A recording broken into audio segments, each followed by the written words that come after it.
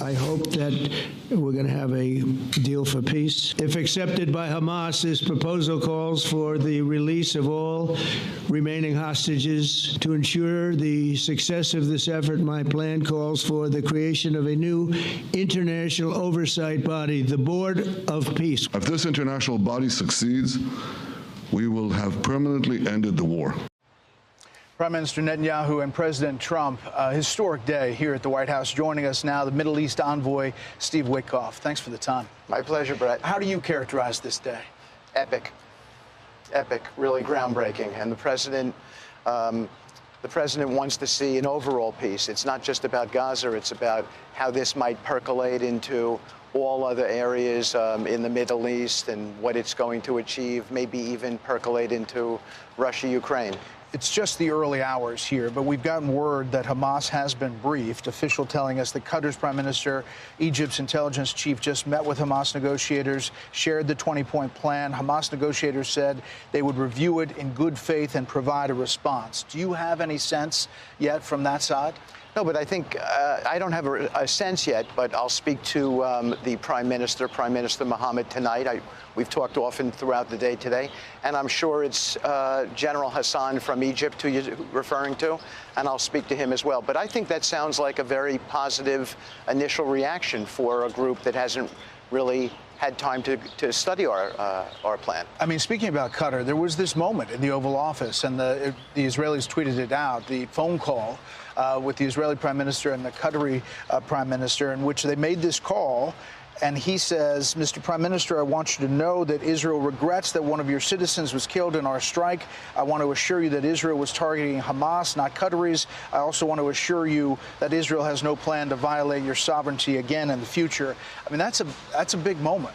I mean, I thought that was, I was there for the call, Brett, and I thought, wow, this is so historic. There's an Israeli Prime Minister communicating directly with the Qatari Prime Minister, and they're there to make amends.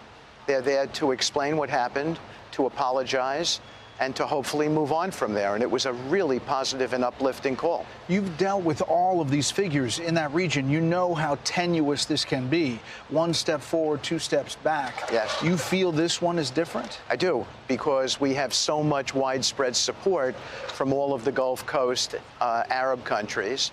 We have widespread support from the Europeans. I just left a meeting with the British, talked to the French today. So we have a lot of support for the plan, a lot of buy-in. Do we have some details to work out? Yes, but you know President Trump as well as I do. With that indomitable spirit of his, everyone's going to be pushed by him, and I think we're going to get to the finish line. How much did he have to push Bibi Netanyahu? I think Bibi is strong for his country, and the president has a great respect for that. But we work, Jared Kushner and I, and under the leadership of Secretary of State Marco Rubio. Former senator, yeah. Former senator, but he's the greatest Secretary of State, so I'm going to use that title. We've been working all weekend on this. And so the Israelis have bought into this. As the Prime Minister said, they want to do it the easy way first. So no threats. Let's see if we can peacefully get everybody home on both sides, by the way, on the Palestinian side as well as the Israeli side. You know, as we look at the map, it is kind of a phased situation with the withdrawal and all these things that have to happen. There's a lot of pieces that are moving here, right? Correct. Well, it has to be. It has to be because a new government is going to come in. And that will be, in large part, Palestinians governing Palestinians. And so that new government has a lot to do. They need to get a security force in there.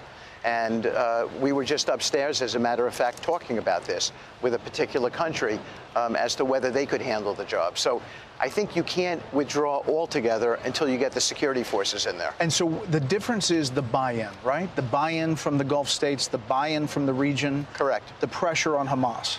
Remember, this thing has been brewing for 75 years. I mean, no one could figure it out. And so I think it's sort of astonishing to many people that it could happen this fast.